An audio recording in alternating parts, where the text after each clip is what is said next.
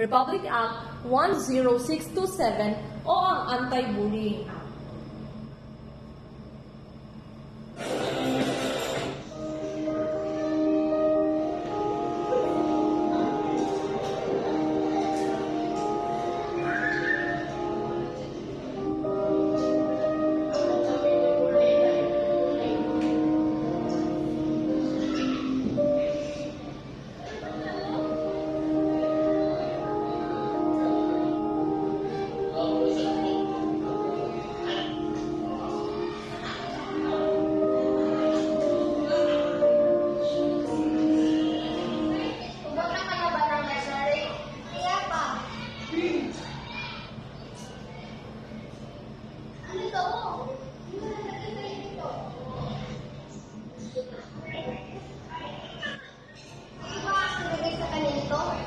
Humingi kayo ng tawad, isusubo kayo sa nanay mo.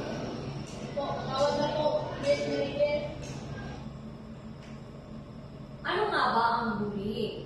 Ang bullying ay isang akto o gawain na may masamang naidudulot sa isang estudyante o mag-aaral. Ang bully ay tumutukoy sa sinumang mag-aaral na gumawa ng anumang pananakot. Ang bullied o biktima naman ay tumutukoy sa sinumang mag-aaral na nakakaranas ng mga kilos ng pananakot o pagganti.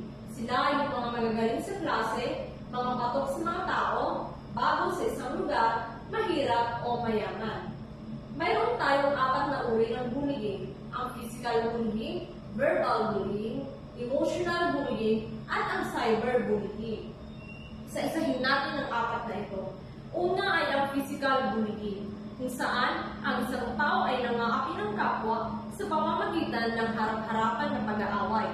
Maaari rin itong gawin sa pamamagitan ng pagsuntok sa isang tao. Pangalawa naman ay ang verbal bullying. Ito ay ang paggamit ng mga salita sa negatibong paraan tulad ng mga insulto, panunukso, at iba pa. Pangatlo naman ay ang emotional bullying. Ito naman ay nagdudulot ng pinsala sa pag-iisip ng biktima o kagalingang emosyonal ng isang bata. At ang panghuli naman ay ang cyberbullying. Ito ay isang uri ng bullying na nagaganap sa mga makabagong teknolohiya tulad ng cellphones, laptops, computers, at tablets.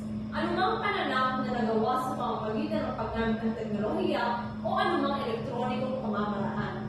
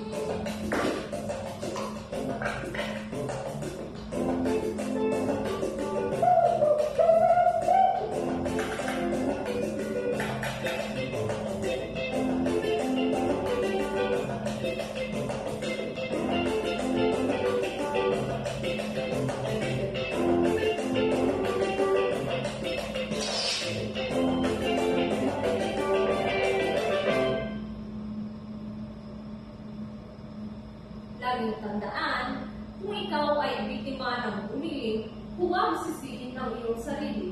Hindi mo ito kasalanan. Ipagmalaki mo kung sino ka. Humingi ng tulong at magpag-usap sa magulang, guro, tagapayo, o ibang pagkakatiwalaang nasa hustong magulang. Matutong makitungo sa stress. Libangin ang iyong sarili upang mapawi ang stress. Be a buddy, not a bully. Say no to bullying.